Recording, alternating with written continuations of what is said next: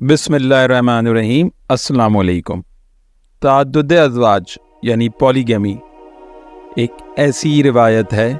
जिसके ज़मन में मुस्तशरिकीन और मुस्तग़रबीन दोनों ने इस्लाम पर सबसे ज़्यादा एतराज़ात किए हैं, जबकि हकीकत यह है कि इन दोनों ग्रोहों ने ही इस सिलसिले में न इस्लाम के मुक़दमे को दुरुस्त समझा और ना उमरानियात व बशरियात पर कोई दर्क हासिल किया, वगरना वो सारे मुफक्करीन ख़ासकर जिनका ताल्लुक़ सोशियोलॉजी यानी उमरानियात से रहा है, उन्होंने कम अज़ कम तअद्दुद अज़वाज के ज़िमन में कभी भी इस्लाम पर नक़द नहीं किया, क्योंकि दर हकीकत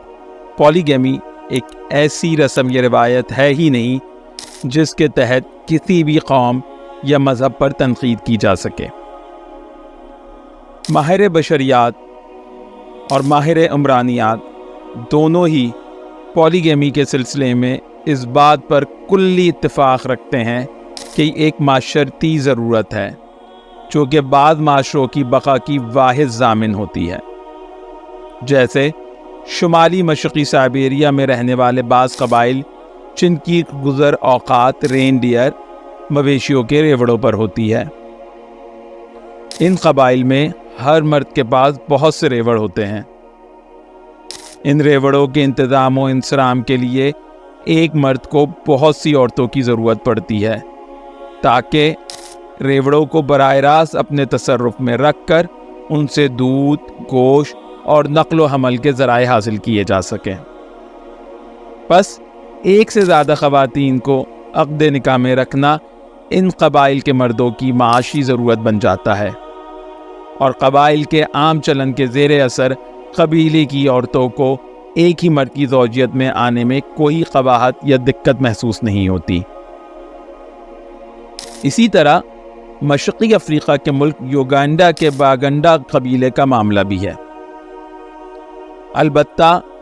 इनके यहाँ कसीर ज़ौजगी माशी ज़रूरत के तहत नहीं, बल्कि क़बाइली नज़्म व नस्ल को बरकरार रखने के ज़िमन में रवाज पज़ीर है। बागंडा कबाइल में कबीले का सरदार, जिसका समाजी रुतबा किसी मुल्क के बादशाह जैसा होता है, सैकड़ों औरतों से शादी करता है, जबकि कबीले के साहिब सरवत लोग भी एक वक्त में 2-2, 3-3 औरतों से अक़्द निकाह बांधते हैं। माहिर बशरियात ने जब बागंडा कबाइल में कसीर ज़ौजगी की वजूहात पर गौर किया तो उनको मालूम चला कि कबीले में मर्दों के मुकाबले में ख़वातीन की तादाद 3 गुना ज़्यादा है। ख़वातीन की तादाद ज़्यादा होने की वजह यह है कि सरदार कबीला, जो कि एक वक्त में कसीर औरतों से शादी करता है, उन औरतों से होने वाले पहले लड़के बच्चे को छोड़कर पैदा होने वाला हर दूसरा नर बच्चा मार दिया जाता है, ताकि दूसरे भाई पहले लड़के की वली अहदी को चैलेंज ना कर सकें, जो कि कबाइली निज़ाम की बर्बादी का मौजब और कबाइलियों के माबैन कश्त खून का सबब हो सकता है।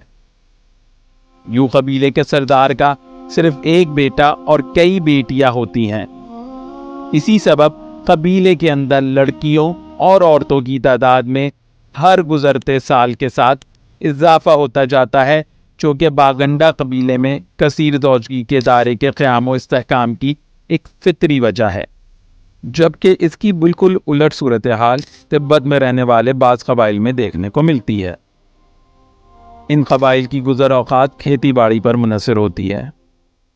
जिसके सबब कबाइल में ज़मीन के बड़े बड़े टुकड़े बड़ी दौलत और वाहिद ज़रिए माश तसव्वुर होते हैं। ज़मीन के ये टुकड़े लड़कों को विरासतन मुंतकिल होते हैं, जो कि बालिग होने से कबल ही इन पर फसलें काश्त करके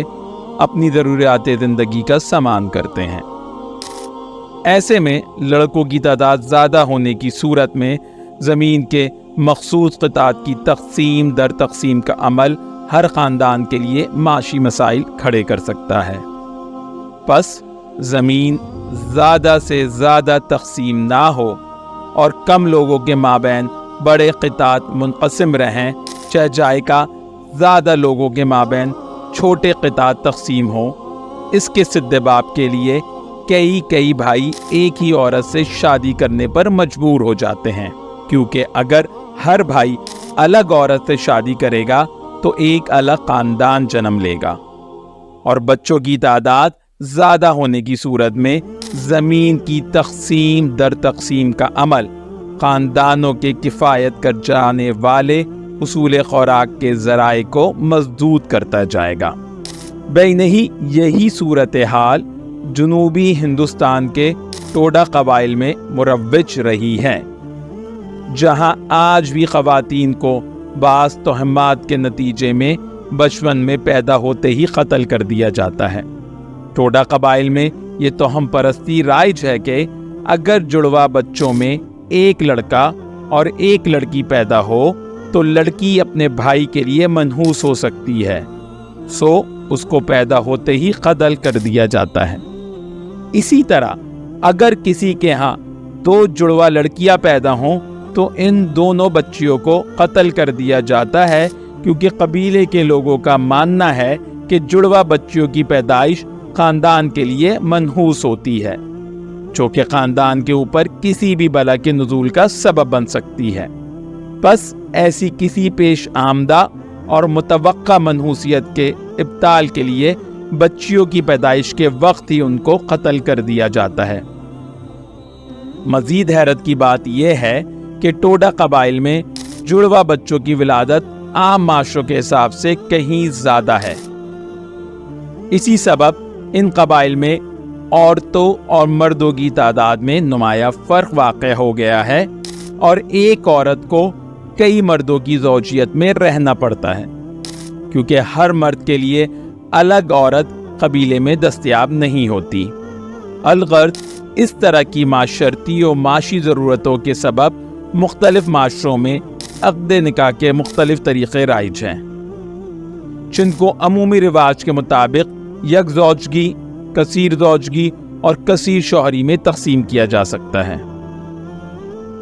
اسلام جب آیا تو اس نے ان میں سے یک زوجگی اور کثیر زوجگی کو چند شرائط کے ساتھ برقرار رکھا، جبکہ کثیر شوہری کو بہت سی دیگر وجوہات کے ساتھ ساتھ نسب کے اختلاط اور اس کے ضمن میں وراثت کے مسائل کے الجھاؤ کے تحت حرام قرار دے دیا۔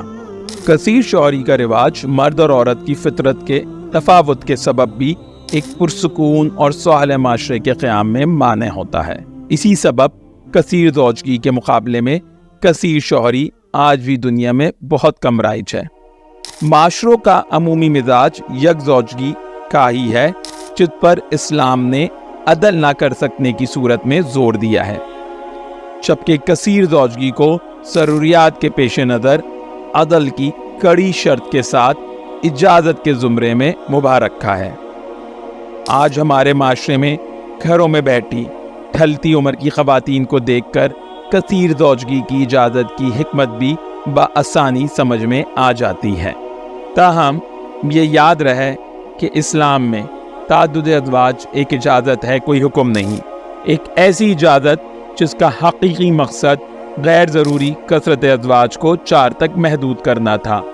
نہ کہ 1 سے 4 کی گنتی پوری کرنا۔ ہر معاشرہ اپنے عرف کے تحت اس پر عمل کرے گا۔ جن معاشروں میں کثیر زوجگی فساد یا خاندانی نظام کی تباہی کا سبب اور غیر ضروری ہوگی، وہاں اس پر فقہا اور سلطان روک لگا سکتے ہیں، اور جہاں کثیر زوجگی معاشرتی بقا کی ضرورت ہوگی، وہاں فقہا اور سلطان اس کو نافذ کرنے کی تلقین کر سکتے ہیں۔